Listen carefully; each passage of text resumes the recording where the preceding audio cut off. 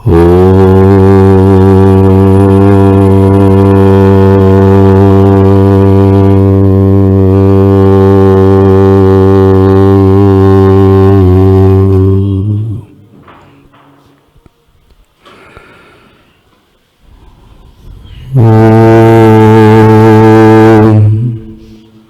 सही को दे दो।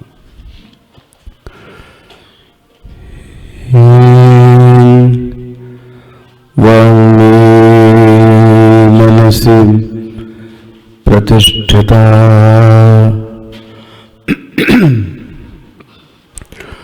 मनो वाचि प्रतिष्ठितम्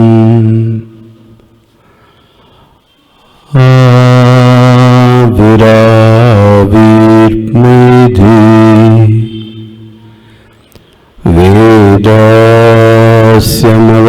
वेदास्यमवानिस्थः। पीस कम कर लो थोड़ा सा। विरावीर्मेधि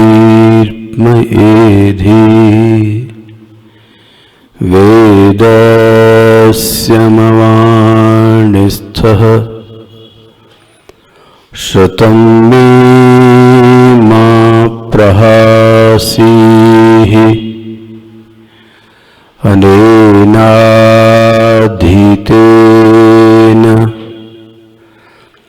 अहोरात्रान् सन्दधामि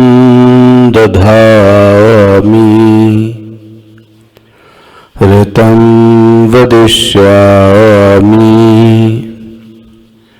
सत्यं वदिष्यामि तन्मामवतु तद्वक्तारमवतु अवतु माम् अवतु वक्तारम् अवतु वक्तारम्।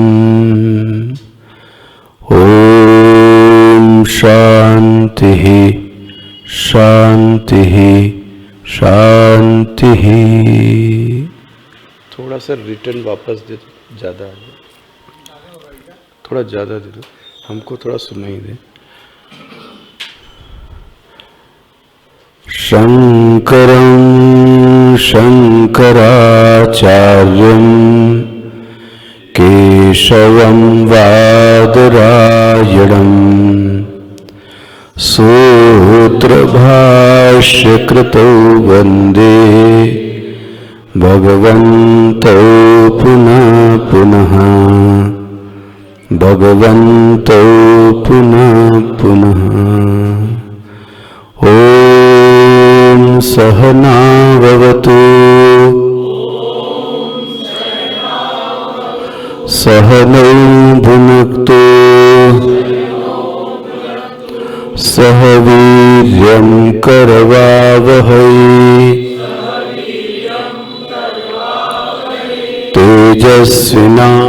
इसका आवाज बढ़ा तेजस्विनावधीतमस्तु मा विद्विषावहै।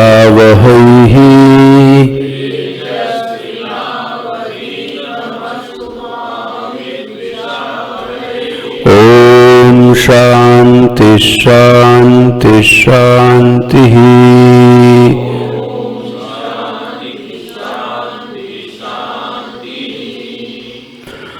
आत्मानं रथिनं विद्धि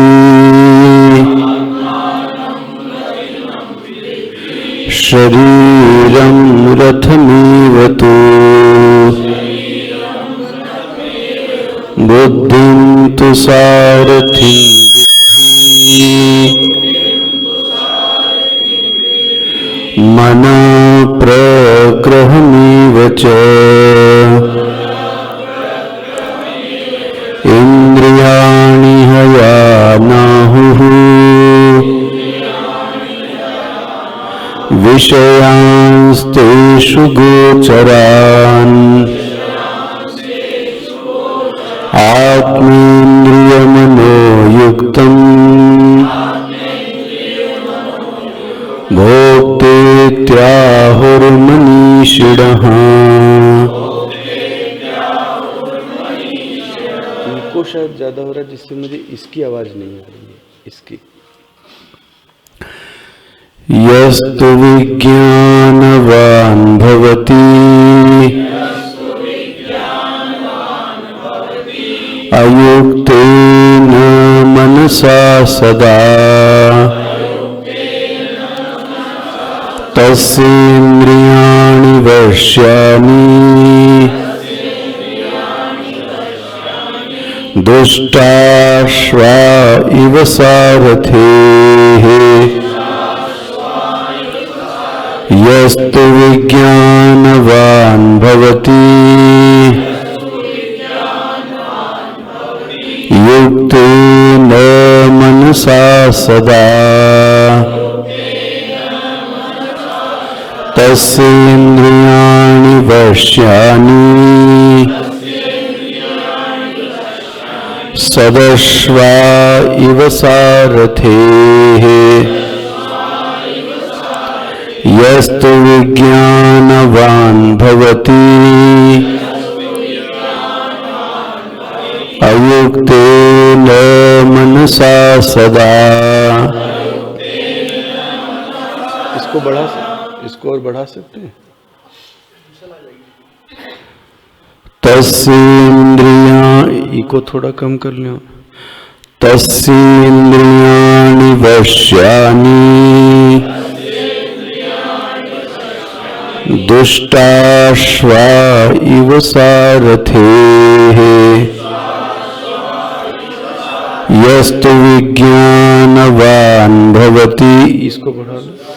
यस्तु विज्ञानवान् भवति युक्तेन मनसा सदा तस्येन्द्रियाणि वश्यानि सदश्वा इव सारथेः।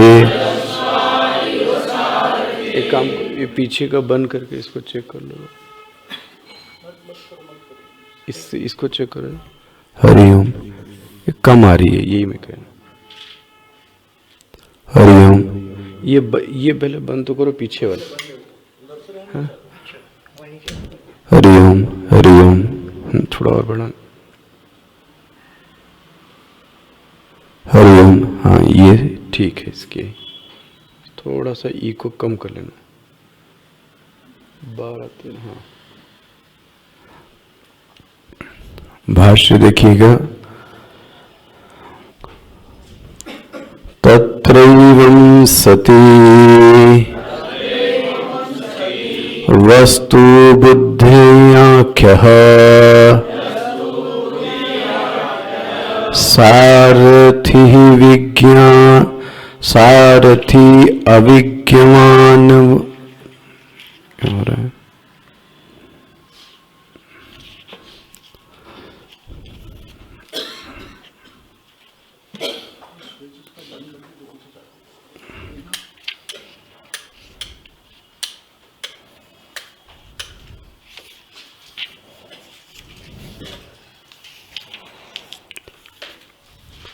तत्रैवं सति यतु बुद्धि आख्यः सारथिः जैसे ही बोलते ना, ये फट रही है। अविज्ञान अनिपुणः अविवेकी प्रवृत्तौ च निवृत्तौ च भवति।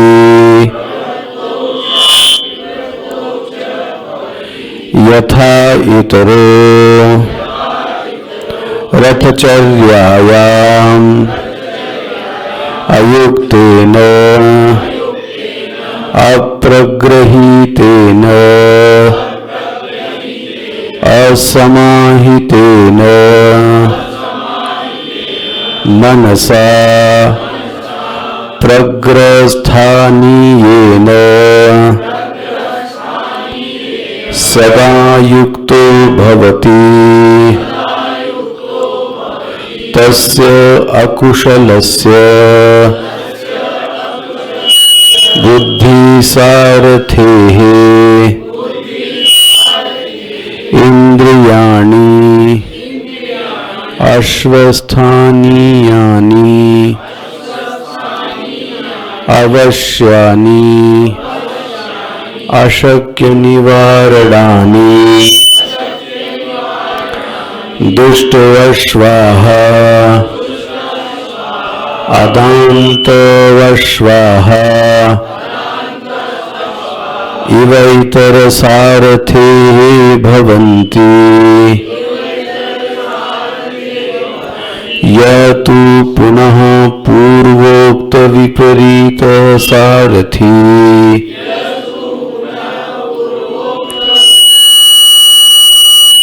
भवति तस्य फलम् आह य तु विज्ञानवान् निपुणः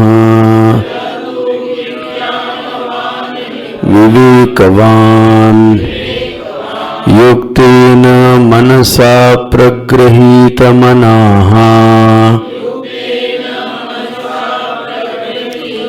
समाहितचित्तः सदा तस्य अश्वस्थानीयानि इंद्रियाणि। इसका जो फीडबैक आता है वो नहीं आ रहा है ज्यादा।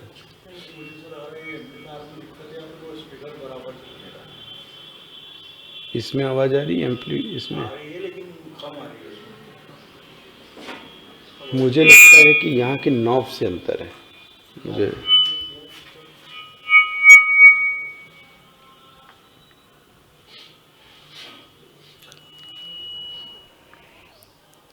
इंद्रियाणि प्रवर्तयितुं निवर्तयितुं वा शक्यानि वश्यानि दान्ताः सतवश्वा इव इतरसारथेः।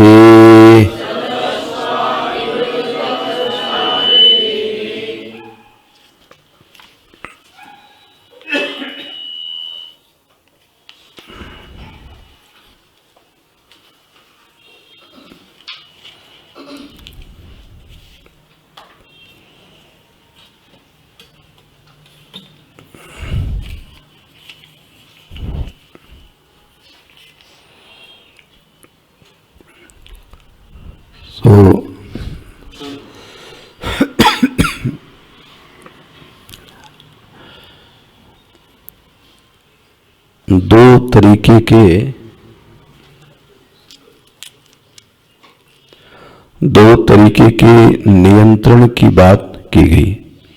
अब इसमें कौन सा स्पीकर चल रहा है? पीछे दो तरीकों की रथों में नियंत्रण की बात की गई। पीछे का बंद है, मतलब स्पीकर तो चल ही रहा है इसमें।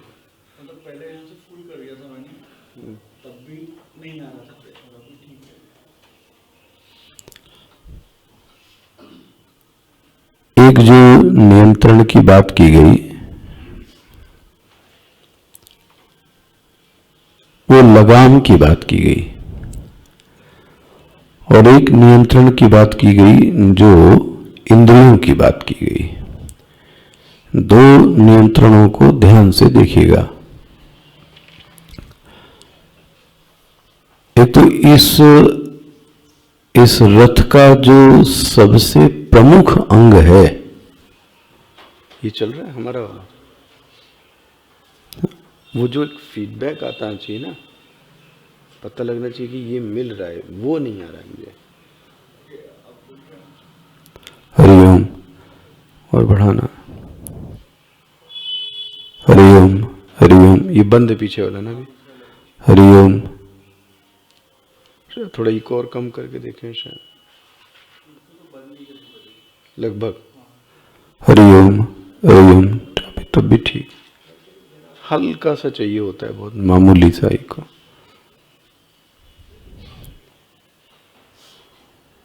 हरिओम। ये वाला देखना, ये वाला इसमें आवाज आ रही है?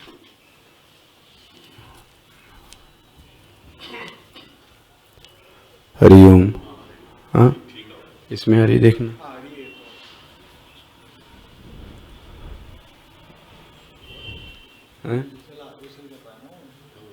हरिओम। वैसे कितने पे रहता था ये फ्रंट वाला जो स्पीकर था? इसमें जो निशान लगे हुए हैं वो मतलब यहाँ से 25% रहता था, और ये जो बैक वाला साइड का है वो 40% रहता था। अभी कितना है? अभी ये आपका 60% पे है, पर ये मिक्सर से फर्क आ जाता है, मिक्सर से थोड़ा प्रेशर ज़्यादा आता है। हाँ, या फिर यहाँ से अपन कम ज़्यादा करते हैं, यहाँ से डायरेक्ट यूज़ करोगे तो मतलब इसके हिसाब से सेटिंग होता है। तो अभी मिक्सर से हम चला रहे हैं ना, तो इसको मिक्सर से और खोल सकते हैं? नहीं, वो तो इंडिविजुअल खुलेगा यहाँ से। इसको खोल के देखो थोड़ा। ये भी यहाँ से खुला हुआ ही है, पीछे का ये कितना खुला है अभी? ये 60%।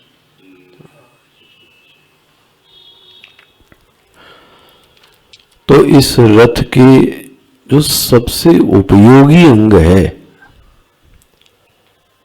उसका नाम है विज्ञानवान सारथी। ये पंक्ति पूरी स्पष्ट होनी चाहिए कि विज्ञानवान सारथी का मतलब क्या हुआ। विज्ञानवान सारथी को भगवान भाष्यकार ने बोला, और यह उल्टा कर लें, जो पहला श्लोक आया वो कैसा आया? उल्टा आया। यस्तु अविज्ञानवान सारथी। यस्तु अविज्ञानवान सारथी का अर्थ क्या हुआ? जो अनिपुण है और जो अविवेकी है। मेरे भाष्य में ये किस क्षेत्र में बोलते हैं? प्रवृत्ति च निवृत्तौ च। इसको यह नहीं पता कि कहां प्रवृत्त होना चाहिए, कितना प्रवृत्त होना चाहिए, कैसे प्रवृत्त होना चाहिए, ये इसको विवेक नहीं है। देखो बन गया। ऐसे को जिसके पास यह प्रज्ञा नहीं है, ऐसा विवेक नहीं है, उसको भगवान भाष्यकार कहते हैं यह अविवेकवान सारथी है। ये पहले स्पष्ट होना चाहिए। यह आपको दूसरी सरल भाषा में कह रहा था। यदि मन सहयोगी नहीं है बुद्धि के प्रति, मन समर्पित नहीं है बुद्धि के प्रति,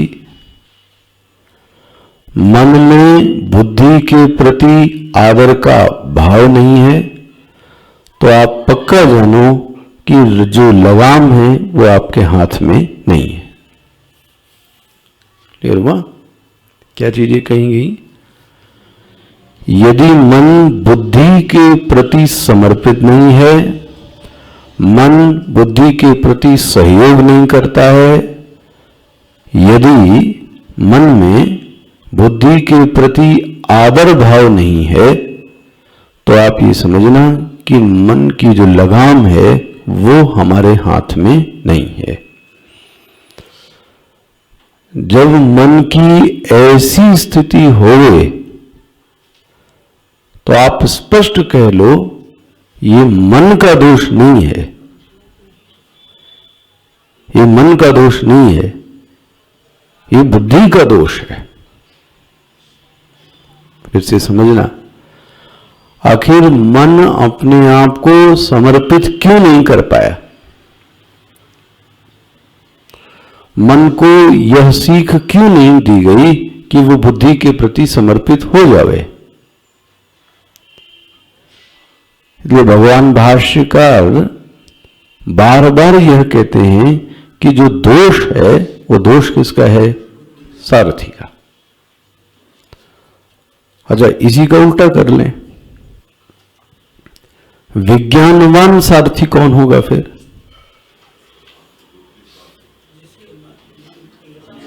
विज्ञानवान सारथी वह है जो मन उसके प्रति समर्पित हो जावे।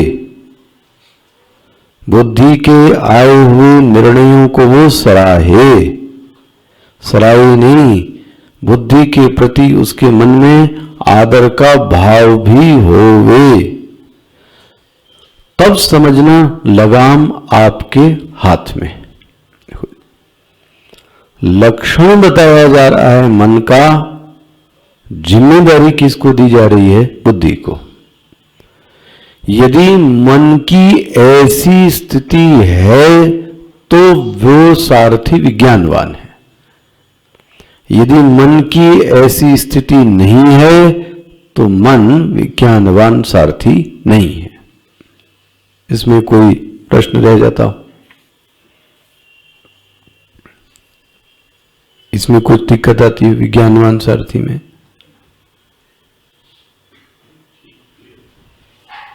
गुलानी जी, ट्रेनर ट्रेनिंग बुद्धि दे रही है, क्यों कह सकते हैं मन को, तभी वो बुद्धि, मन अपनी चीजों को लाकर किसके सामने परोसता है? बुद्धि के सामने, और बुद्धि उसमें से क्या करती है? निर्णय ले लेती है।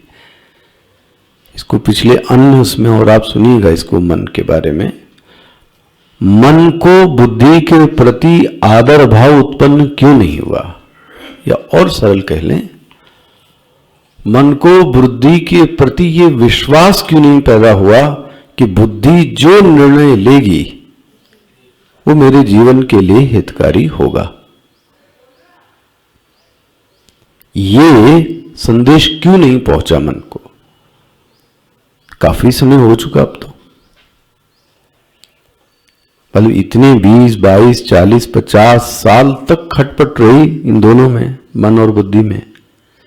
कम से कम एक समय पर आने पर यह संदेश तो जाना चाहिए कि बुद्धि के लिए गए जो भी चीजें हुई वो सब अच्छी हुई हैं, इसलिए मुझे अपने आप को बुद्धि के प्रति समर्पित करना चाहिए, ये कहना चाह रहा हूं। तो मन सहयोगी हो जावे, मन समर्पित हो जावे, मन में आदर भाव आ जाए, और यदि नहीं आता है यह चीज तो आप ये समझना कि लगाम आपके हाथ में नहीं। अच्छा, दूसरी चीज, कल मैं आखिरी प्रवचन में कह रहा था, इंद्रियां आपके वश में हैं या नहीं? इंद्रिया मतलब घोड़े।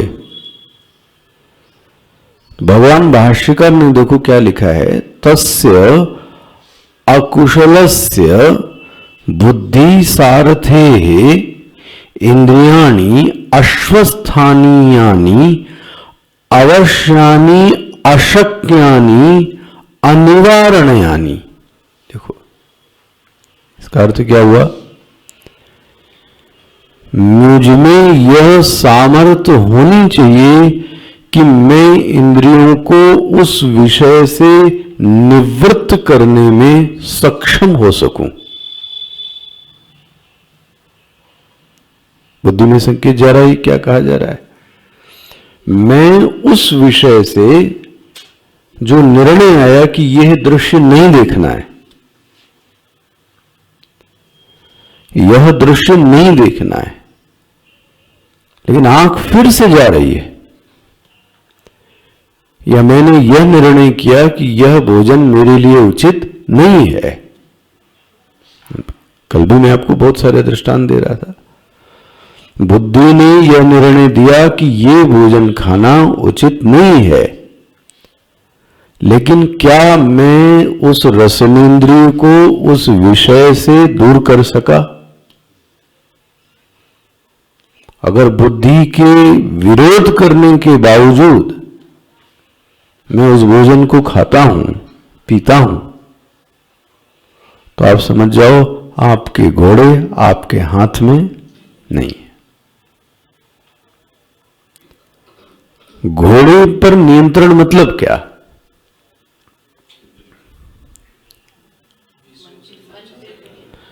एक तो मुझे जो स्पष्ट दिखता है,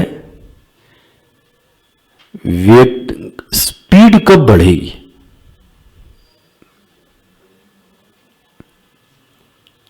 जब एकाग्रता होवे, न इधर देखे न उधर देखे। भैया आप यदि वॉक भी करें तो आप इधर भी देखें और उधर भी देखें और बोलें कि मेरी स्पीड तेज हो जाएगी, ऐसा नहीं हो सकता। वही व्यक्ति दौड़ सकता है, तेज चल सकता है, जिसकी दृष्टि कैसी हो, सिर्फ और सिर्फ सामने है।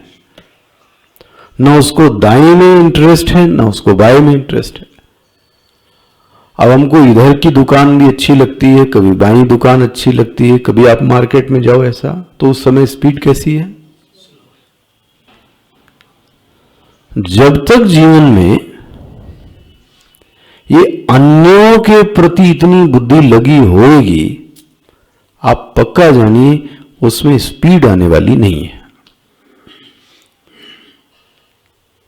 बनता है ये चीजें, इसको थोड़ा जीवन में समझना है क्या कहा जा रहा है। जब बुद्धि ने यह निर्णय दे दिया कि ये काम उचित नहीं है, ठीक है, फिर वह इंद्री मतलब कौन सी? सब। आंख क्यों गई? रसना इंद्री ने क्यों उस चीज को फिर से टेस्ट किया? कान ने मना किया तो कान ने उन शब्दों को फिर से दोबारा सुनने की कोशिश क्यों की? और अगर हुई कोशिश तो आपको मानना चाहिए कि ये इंद्रियां मेरे वश में नहीं है। कई बार व्यवहार में ऐसी बात होती है, आपकी भी हुई होगी। एक आदमी है, मान लें कि उसने रात में ब्रश करके सोने के लिए तैयार हो गया, ठीक है, आपके साथ होता है, और फिर से कुछ खाने की क्या हो गई? अब क्या द्वंद होता? अच्छा उस समय क्या द्वंद होता है कि यदि खा लिया तो दोबारा से फिर कौन उठेगा, कौन करेगा, फिर से वही प्रोसेस। इसलिए मुझे नहीं खाना, ये मन में बड़ा अच्छा लगता है, लेकिन थोड़े ही देर बाद ऐसा आवेश आता है, व्यक्ति उठा, निकाला और तो खा तो लिया आपने, लेकिन अब आपको पता है कि कितना दुष्प्रभाव पड़ा उस मन पर और बुद्धि पर। क्या दुष्प्रभाव पड़ा? हमने निर्णय दिया था कि नहीं खाना है, लेकिन इस व्यक्ति ने निर्णय देने के बावजूद मेरे निर्णय को, अब आप बताओ कितनी दूर तक असर गया। ये किसी से कहने की चीज नहीं है, दिन भर ये चीज चलती है मस्तिष्क में, मैंने गलत किया। और ले लो, मुझे अपनी जीवा से अपशब्द नहीं निकालने हैं, गाली नहीं बकनी है। ये किसने निर्णय दिया? निर्णय मिल गया। और निकल गया तो, अच्छा निकल गया तो होता ही है, तो क्या संदेश गया? आपकी जीवा आपके नियंत्रण में नहीं है। नियंत्रण में नहीं है मतलब क्या हुआ? इसका जो मन चाहेगा वो करेगी, तो आप तो गुलाम हो गए ना। फिर किस बात की साधना? कभी हमें लगता है ऐसा, हिंदू धर्म में ये जो उपवास की बात कही जाती है, व्रत की बात कही जाती है, क्या भूख नहीं लगती? क्या भूख तो लगती ही लगती है, लेकिन कम से कम एक दिन कहा जाता है उस इंद्री को कि आज तुमको आहार नहीं दिया जाएगा। इसका मतलब ये नहीं कि भूखे मार डालेंगे, कुछ देंगे, लेकिन तुम्हारी मनचाही चीज तुम्हें मिलेगी, ऐसा जरूरी। इसका नाम उपवास है, इसका नाम तप है। आप ये सोचो कि जो व्यक्ति नग्न होकर बैठा है कहीं, शरीर तपा रहा है, क्या उसको सर्दी नहीं लग रही होगी? अच्छा, ऐसा तो नहीं हो सकता। लेकिन उसने अपने आप को वहां से हटा लिया, मैं इस शरीर भाव में अब हूं ही नहीं, खत्म बात। इसका नाम तप है। तो जो घोड़े के स्थान पर हैं जीवन में, उसका नाम है इंद्रियां। घोड़े हमारे वश में हैं या नहीं, इसकी ये पहचान है कि मैं इंद्रियों को निवृत्त करने में समर्थ हूं या नहीं। ये प्रतिदिन ये साधना होनी चाहिए, प्रतिदिन, कि मेरी जीत कितनी हुई और मेरी। अब सबका अलग अलग लगता है। कभी कभी लगता है कि सबसे भारी इंद्री कौन है जो हमारे कंट्रोल में नहीं है।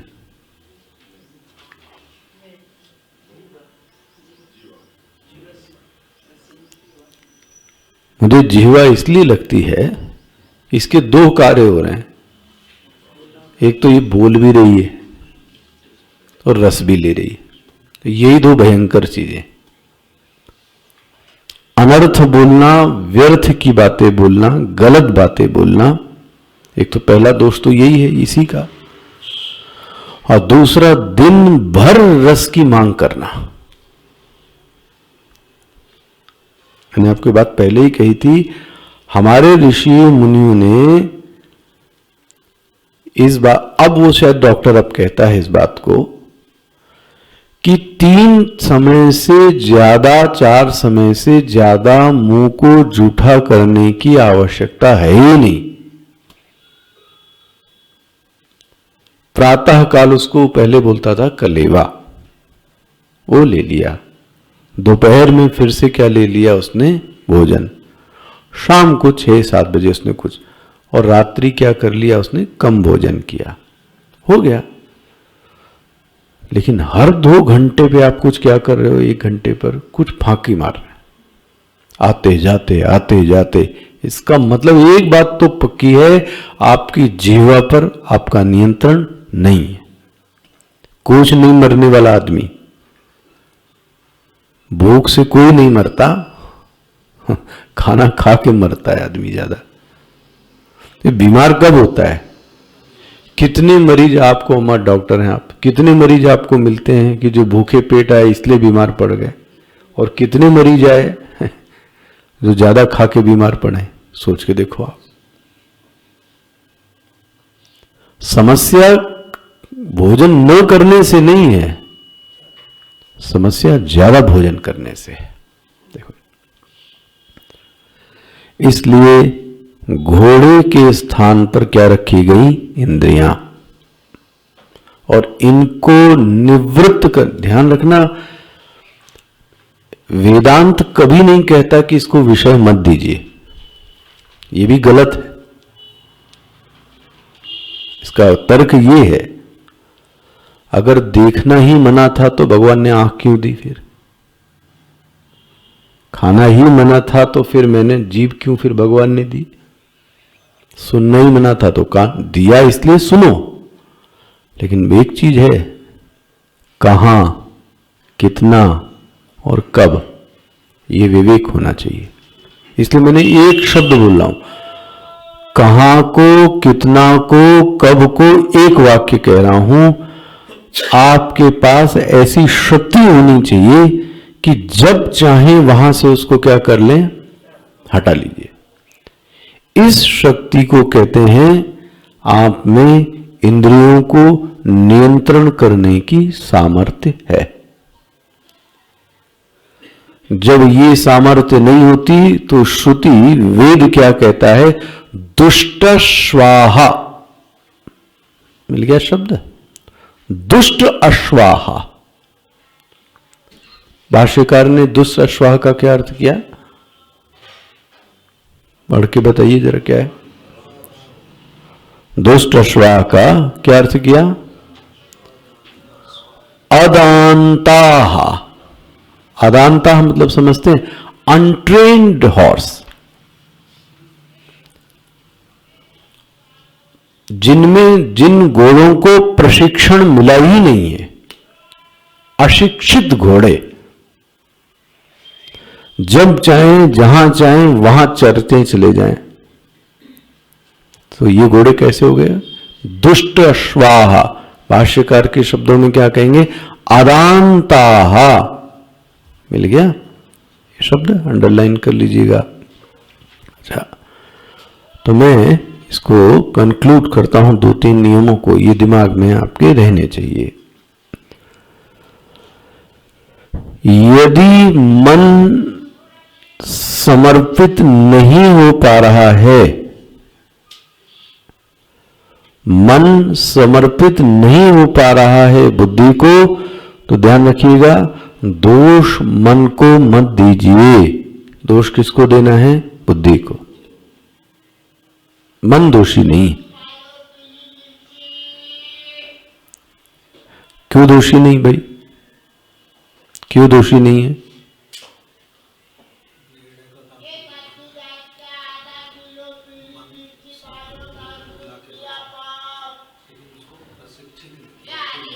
बात यह है, एक छोटा बच्चा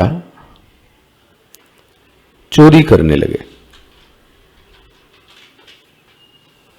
अब चोरी करता है तो दोष किसको जाएगा? क्यों भाई? चोरी तो बच्चे ने की ना। तो चोरी गलत लगता है तो ऐसा कह लें, वो गाली से, गलौज से बात करता है। बाहर गाली देके आया और किसी ने शिकायत की, आपका जो पुत्र है, आपकी जो पुत्री है, हम उसको और बड़ा कर ले रहे हैं, वो बाहर सिगरेट पीता है। तो पीछे जाए आश्रम के बिलियन कन्वेंशन से, देखो जाके रात में आप जरा नजारा। कोई उम्र नहीं है, 20, 25, 23 और कोई ज्यादा थोड़ी 25, 27 भी क्रॉस नहीं होगी।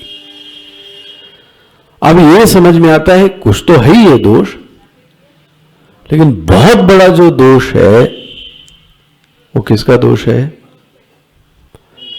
इसलिए मैं उस दिन कह रहा था आपसे, बच्चे पैदा कर देने का नाम मां और बाप नहीं है। वो तो जानवर भी कर लेता है, वो नेचुरल प्रोसेस है भाई, उसमें आपका क्या है? वो तो क्या कहें आपको, ये अपने आश्रम में भी आपने देखा होगा, आजकल एक कुत्ता कुतिया इधर आ जाता है आश्रम में, गेट पे भी अंदर आ जा रहा है। क्यों? उसने आके यहां बच्चे जन्म दिए, अब वो कहीं जाना ही नहीं चाहती। कॉलोनी वाले आते हैं दूध पिलाने, उसको ले भी जा रहे हैं, वो जा ही नहीं रही है। तो आश्रम में सुरक्षित है, उसको ऐसा बोध है कि यहां मुझको कोई डिस्टर्ब, ठीक है। वहां पे भी तो प्रजनन क्षमता हो गई, कौन सी बड़ी बात मनुष्य ने कर दी ऐसी। लेकिन एक शब्द है मातृत्व, पितृत्व। क्या यह बोध है कि मैं माता हूं और मैं पिता हूं? 17 साल, 20 साल, 22 साल में कहां यह बोध होगा आपको कि आप पिता हैं और आप मां? सोच के देखना। क्योंकि मैंने पैदा कर दिया इसलिए मैं मां हूं, इसलिए मैं पिता हूं? ना ना ना। माता समझना, पिता समझना अपने आप को, ये बहुत बड़ी जिम्मेदारी है। तो उसने यदि गाली बकी, इसका मतलब आपने उसकी परवरिश ठीक से, ये दोष दिया जाता है। अच्छा, आप अध्यात्म में भी देख लें भाई, कि एक शिष्य होवे, उसका जो आचरण होवे वो अशोभनीय होवे, और वो निपुण ना होवे, शास्त्र में निपुण नहीं है, प्रवचन में निपुण नहीं है, व्यवहार में निपुण नहीं है, तो आपके मन में क्या आता है? इसको किसने पढ़ाया? इसका गुरु कौन है? क्यों पहुंचे आप गुरु तक उसके? बना ना। इसलिए मैं कह रहा हूं, मन को दोषी मत दो आप। बुद्धि इसको क्यों नहीं विश्वास दिला सकी कि तुम मेरी छत्र छाया में रहोगे तो सदैव सुखी रहोगे? वो चोरी करने क्यों गया? ऐसी कौन सी अभाव की चीज आपके पास थी जो आप उसको देने में सक्षम नहीं हुए? यह तो आपका आचरण गलत है। फिर इतनी सारी इच्छाएं पैदा कर ली हैं तो फिर चोरी करनी पड़ेगी, फिर चमारी करो, फिर ठगो, और क्या करेंगे? मेहनत से पैसा कमाओ, कतई कोई दिक्कत नहीं होगी। इसलिए पहली जो निष्कर्ष है उसको मैं अभी समाप्त करूं, इसके पहले ये सब दृष्टांत आपके सामने सिद्धांत सहित रख रहा हूं। यदि मन बुद्धि को समर्पित नहीं हो जाता तो दोष मन को मत दीजिए। दोष किसको दीजिए? बुद्धि को। बुद्धि को ये सिखाना होगा, ये क्या तरीका होगा वो आप ढूंढो, लेकिन किसी भी तरीके से मन को समर्पित होना पड़ेगा। किसको? बुद्धि को। पक्की बात है। जब तक मन बुद्धि के प्रति समर्पित, क्योंकि ध्यान रखना बुद्धि ज्यादा बोलती नहीं है, बहुत शांत पड़ी रहती है बुद्धि। ये जो हलचल करता है वो कौन करता है? मन। ये जो धूम धड़ा मचा रखी किसने? ये इसी ने करके रखी। वो तो शांत पड़ी है, आप पूछोगे कोई चीज तो वो आपको बता देगी। अभी आप मन से अगर कुछ पूछो कि ये करना चाहिए कि ये नहीं करना चाहिए, बुद्धि शांत होकर जवाब दे देगी और सही जवाब देगी आपको, ये करना चाहिए और ये नहीं करना चाहिए। अच्छा, अब फिर से देखना, बुद्धि के चुने हुए लक्ष्य में, बुद्धि के चुने हुए लक्ष्य में मन को रस मिले, मन को विश्राम मिले। किसकी जिम्मेदारी है ये? मन की। अच्छा, आप और सरल सोचो, मन की मांग क्या है?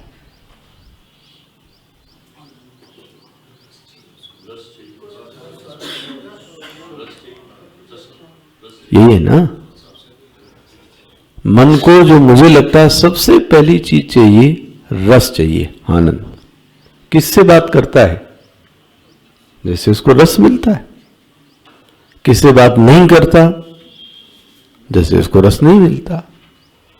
तो स्वाभाविक मन की एक जो मांग है वो क्या है? रस की। दूसरा, मन आराम करना चाहता है, विश्राम करना चाहता है। ये मन की दो बड़ी छोटी सी चीजें हैं। यदि ये बुद्धि के चुने हुए लक्ष्य में मन को ये लगे कि जो बुद्धि ने लक्ष्य चुना है उसी में रस है और उसी में, तो मन किसके प्रति समर्पित हो गया? सोच के देखो, ये बड़ा विषय है। मन का अपना कोई लक्ष्य नहीं होना चाहिए। शिष्य का अपना क्या लक्ष्य होगा? अच्छा, जो लक्ष्य है वो गुरु का है। हनुमान जी का अपना कोई लक्ष्य था और राम जी ने जो काम दिया वही उनके जीवन का लक्ष्य है। पुत्र का क्या लक्ष्य? जो पिता ने कार्य दिया वो पुत्र का लक्ष्य है। शिष्य का लक्ष्य क्या है? जो गुरु ने बताया उसकी प्राप्ति गुरु का, शिष्य का लक्ष्य है। इसी तरीके से मन का स्वयं का कोई लक्ष्य नहीं। जो बुद्धि ने उसको निर्णय दिया है, उस निर्णय में मन को रस मिलना चाहिए, मन को विश्राम मिलना चाहिए। स्पष्ट हो गया? ये कंक्लूड कीजिएगा। ये जिम्मेदारी है कि एक, और ये नहीं हुआ तो रथ तैयार नहीं होगा। हम लोग तो आगे बढ़ जाएंगे भी, इसलिए कह रहा हूं इनको फिर से देखिएगा। कोई और बैठा है क्या? बाहर है क्या कोई? और कोई है तो नहीं क्या? हाँ। अच्छा,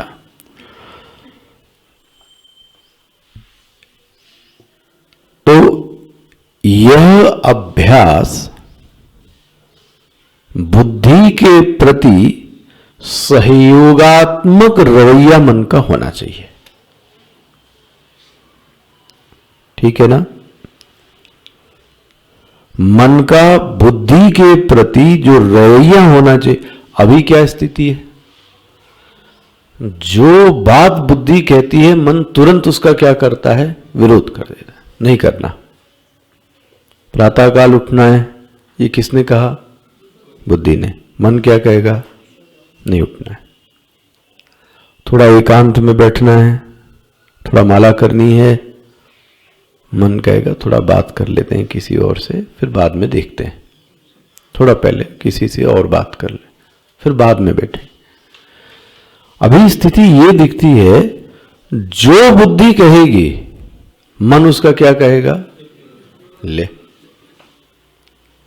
अब कहां से आप दोनों, इसलिए मैंने आज पहली बात कही, 40 साल हो गया भाई खटर पटर करते, और 40 साल में कम से कम ये संदेश तो हमको और आपको मिल ही गया कि जो बुद्धि के निर्णय होते हैं वो कैसे हैं।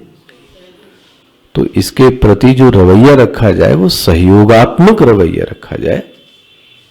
सदैव न न न न करना, जो बुद्धि बोले उसको मना कर दे। तो जो मन का भोजन है, रस, सुख, विश्राम, यह जो मन की मांग है, ये बुद्धि क्या कर दे? पूरा कर दे। स्पष्ट हो गया? स्पष्ट हो गया? इस सब को मिलाकर एक शब्द बनता है, उस शब्द का नाम है विज्ञानवान सारथी। इसके लिए ही व्याख्या कर रहा था मैं।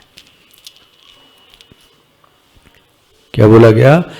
विज्ञानवान सारथी।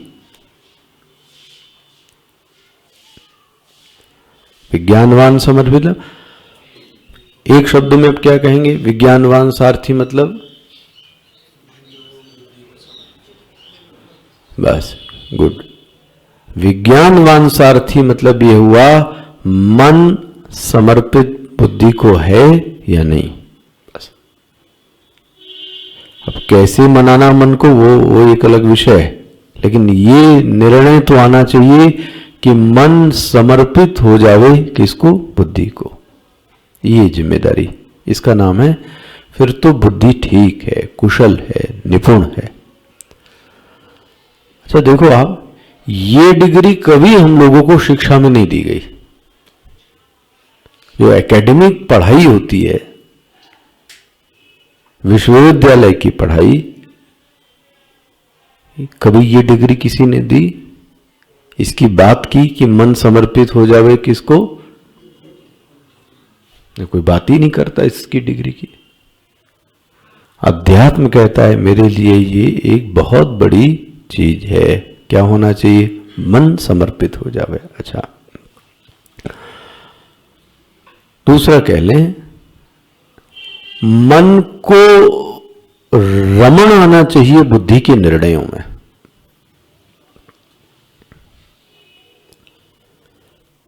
मन रमना चाहिए, मन का अपना कोई विषय नहीं हो। मन को रमना चाहिए किसमें? बुद्धि के निर्णयों में। अब इसी का उल्टा आप देख लो, दूसरा श्लोक क्या बोलते हैं? संस्कृत को ध्यान से देखिएगा। पहला श्लोक था यस्तु अविज्ञानवान भवति। शास्त्र देखते जाइएगा। छठा श्लोक क्या कहता है? बोलिए। यस्तु अविज्ञानवान भवति नहीं, यस्तु विज्ञानवान भवति। भाष्य देखिए क्या लिखा गया है। यस्तु पुनः पूर्वोक्त विपरीत, पहले वाले से ये क्या है? एकदम विपरीत है। सारथी भवति, सारथी विज्ञानवान, मिल रहा है भाष्य, निपुणः विवेकवान। देखो विवेकवान मतलब क्या हुआ?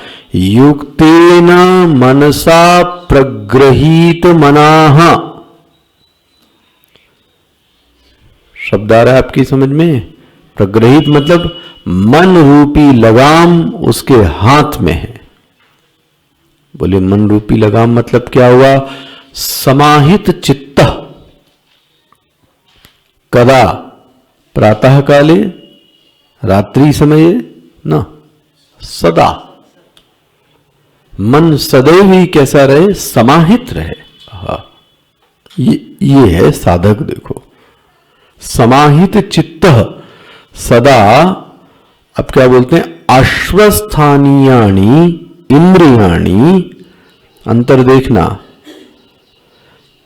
इंद्रियाणि प्रवर्तयितुम निवर्तयितुम, दो चीजें मिला। ऊपर क्या लिखा था, सिर्फ ना, ऊपर अश्व के लिए क्या लिखा, ना, क्या लिखा, सिर्फ निवारणयानि। अब क्या बोलते हैं, प्रवर्तयितुम निवारणयानि। ये भी सामर्थ्य होनी चाहिए कि जहां मन को लगाना हो वहां लगा ले। इंद्रियों में लगाने की भी सामर्थ्य आनी चाहिए और हटाने की भी सामर्थ्य आनी चाहिए।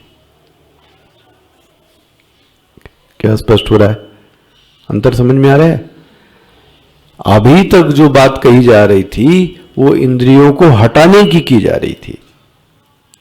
अब भाष्यकार क्या बोलते हैं, हटाना ही नहीं, लगाने की भी सामर्थ्य होनी चाहिए। लगाने की सामर्थ्य मतलब क्या कहा गया, देखो कैसे समझेंगे। मान लीजिए ध्यान में आप बैठे,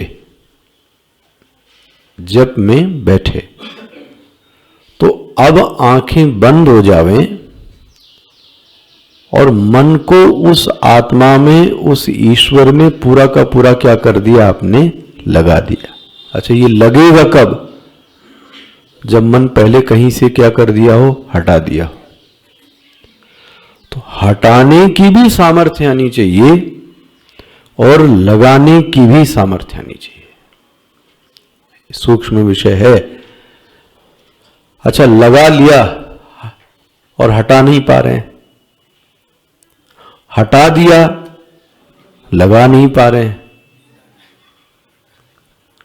विनोद में कह रहा हूं, आसन लगा लिया तो खोल ही नहीं पा रहे हैं आसन, तो दूसरा आदमी दूसरा हाथ पैर पकड़ रहा है आपके, ये भी गलत बात है। लगा ही नहीं पा रहे हैं तो दूसरा आदमी आपका हाथ पैर ठीक कर रहा है, ये कौन सी बात हुई भाई? इंद्रियों को विषयों में लगाने की भी सामर्थ्य, तो इसको क्या बोल दिया, प्रवर्तयितुम।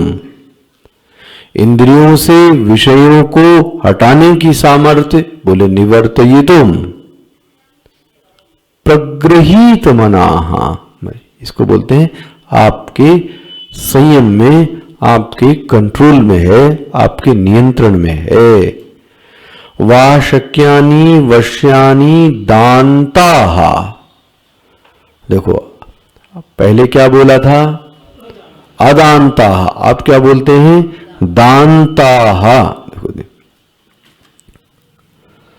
तो रथ तैयार करने का मतलब क्या है? रथ तैयार करने का मतलब क्या है? कुल मिला के कहा जाए, आपको पहिया वहिया नहीं देखना है, आपको घोड़े भी नहीं देखने हैं, आपको लगाम भी नहीं देखनी है। रथ तैयार करने का मतलब हुआ सारथी का तैयार होना। वो सारथी कैसा? विज्ञानवान, वो ये लगा के रखना। रथ तैयार होने, भाई चलने के लिए तैयार है ना, उसके तैयार होने का मतलब ये है कि जो सारथी है वो अच्छे से विज्ञानवान सारथी है। हो गया?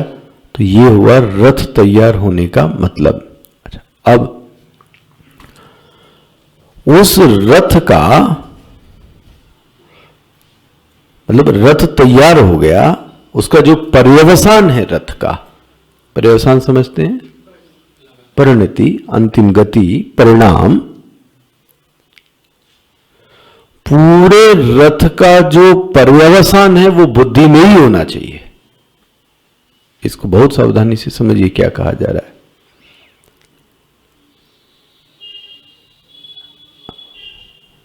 जैसे कि उदाहरण के लिए कहें, आहार का परिणाम क्या होना चाहिए?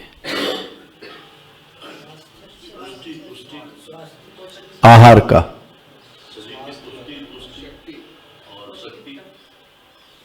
अच्छा, शक्ति भी मिल गई, तुष्टि भी मिल गई और पुष्टि भी मिल गई और बुद्धि खराब हो गई इसको खाने से। तो अब देखो, फिर आपने बदल दिया ना। देह नचोट के खूब खाया जम के और बड़ी तृप्ति मिली, भूख भी मिट गई, लेकिन दुष्परिणाम कहां आया? बुद्धि पर। तो इसका मतलब आहार का आखिरी परिणाम किस पे आना चाहिए? उसका पर्यवसान हुआ किस पे? बुद्धि पे। ये ना समझ में आए व्यवहार का परिणाम।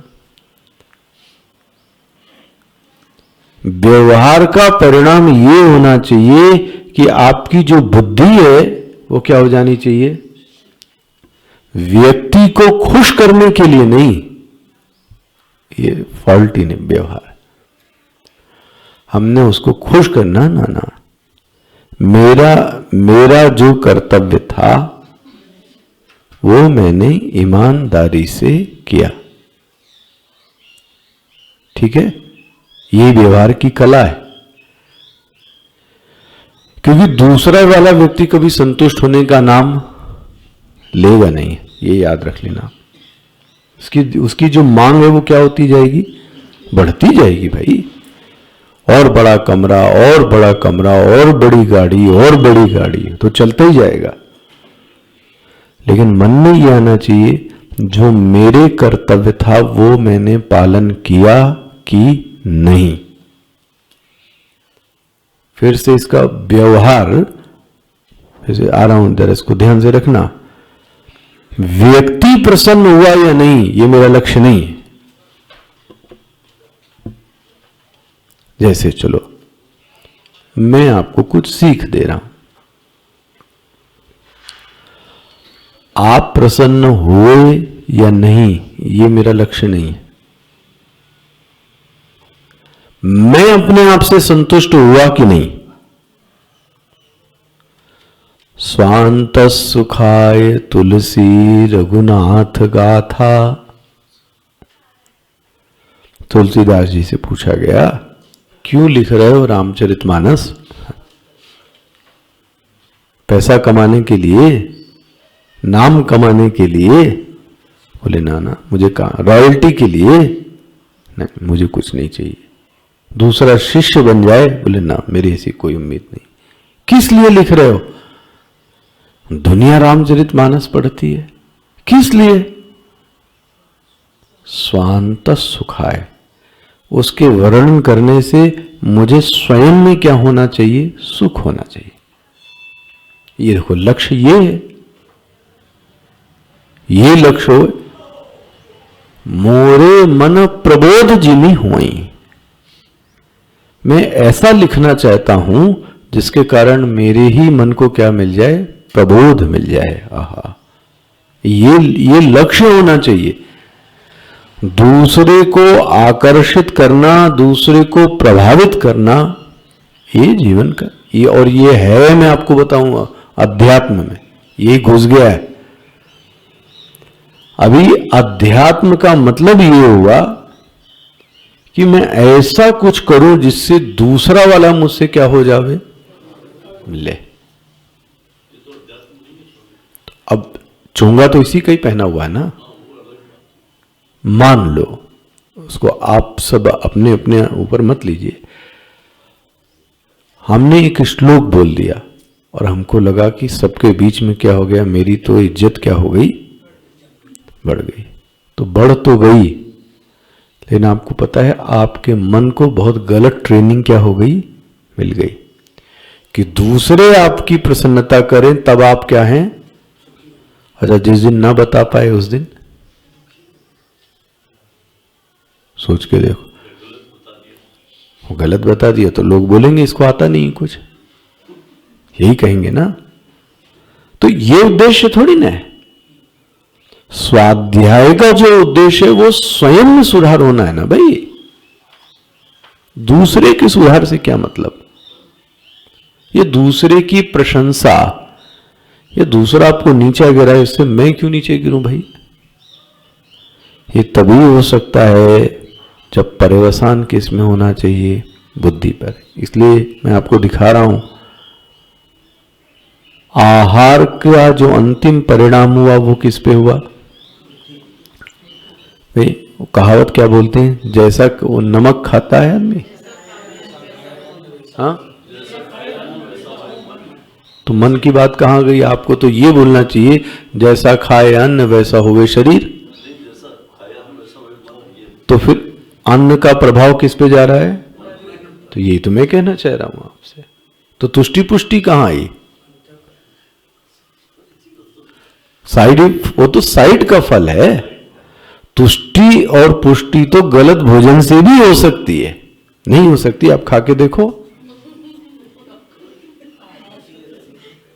भाई। जैसे कि वो स्कोप क्या, ये तो ये लाइव नहीं है ना भैया? लाइव तो नहीं ना? मान लीजिए हमको प्याज नहीं खाना, ठीक है, और आपको बड़ा अच्छा लगे प्याज पोहे में डालकर, तो आपको तुष्टि और पुष्टि तो हुई, लेकिन जो बुद्धि पर उसका असर हुआ वो कौन देखेगा? उस समय तो बड़ा अच्छा लग रहा था, बड़ा अच्छा लग रहा था चबाने में, खाने में, बट दूसरे वाले से पूछो उसकी दुर्गंध से उसका क्या हाल हो रहा था।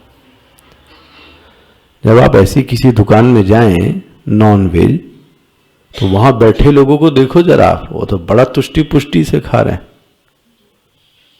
बट आपकी हालत क्या हो रही है वहां जाते?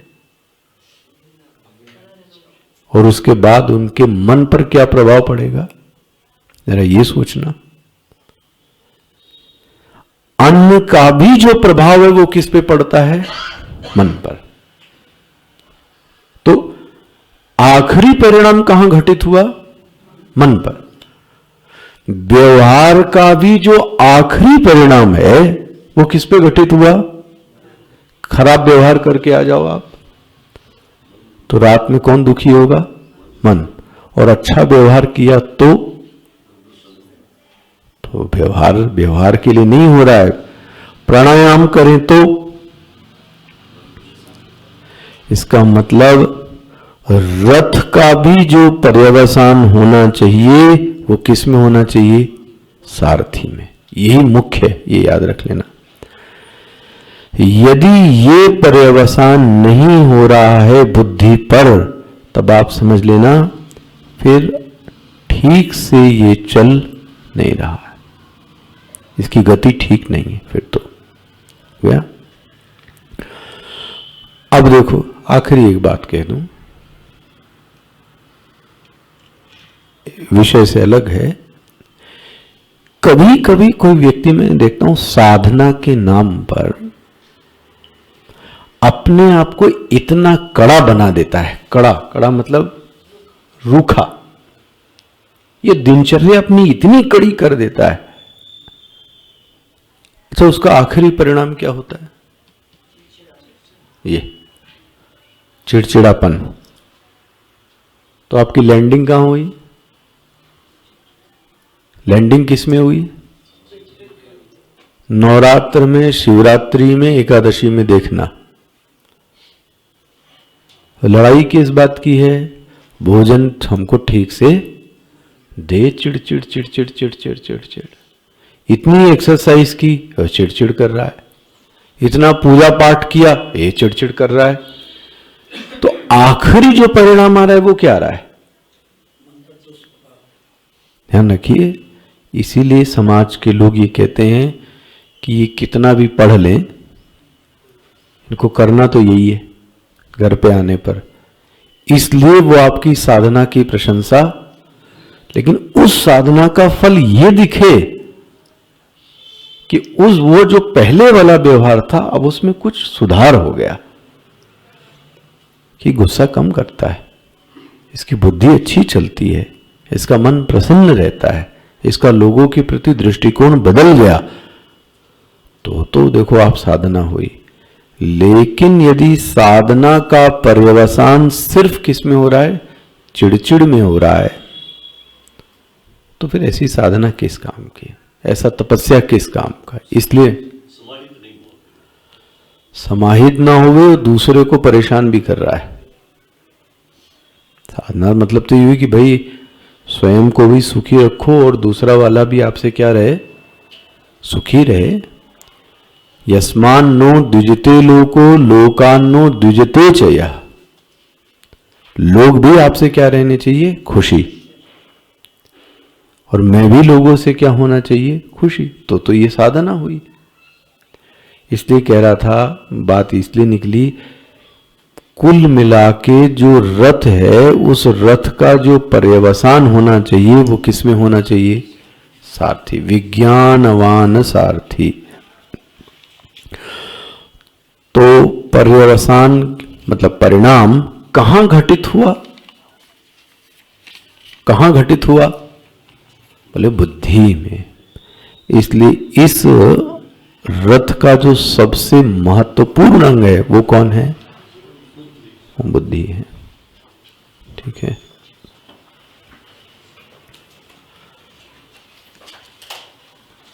कौन सा अध्याय, अभी क्या लग रहा है आपको, सब चल रहा है ठीक, क्या गड़बड़ी क्या की थी, देखो। लेकिन मुझे जो पहले एक आउटपुट मिलता था ना, वो नहीं मिल रहा है इससे। स्पीकर धीरे हैं, देख, अच्छा, मतलब पहले जब था ये लग रहा था मुझे इसका आउटपुट बड़ा अच्छा मिलता, जैसे मॉनिटर का मिलता था, मॉनिटर के लिए लगाया, बट वो आउटपुट मुझे मिल नहीं रहा है। मतलब मुझे आवाज़ लग रहा जा तो रही है, लेकिन जो मुझे आनी चाहिए वो मुझे